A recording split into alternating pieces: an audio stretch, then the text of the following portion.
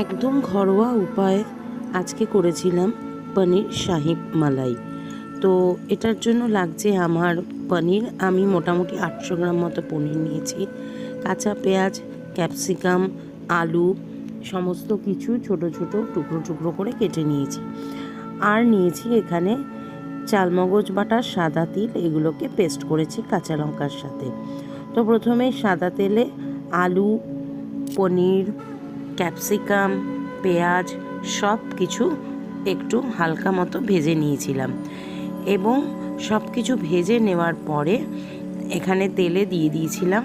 এরপরে ভাজাগুলো তুলে তেলে গরম মশলা, গোটা গরম মশলাটা ফোড়ন দিয়েছিলাম এবং তারপরে ওই আলু, পনির সমস্ত কিছু কড়াইয়ে দিয়ে হালকা হাতে নেড়ে চেড়ে নিয়েছি।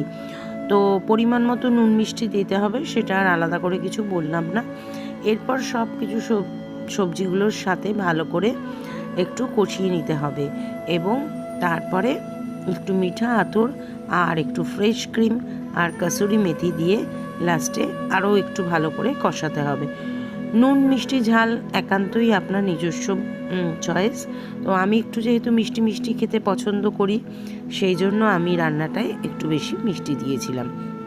আর ঝালটাও ভালোই লাগে, মিষ্টি ঝাল হিসেবেই হয় এই তরকারি, এই সবজিটা। তো রেসিপিটা কেমন লাগলো অবশ্যই জানাবে আর ডেফিনেটলি তোমরা ট্রাই করবে। চলো আজকের মতো টাটা, দেখা হচ্ছে নতুন একটা ভিডিওতে।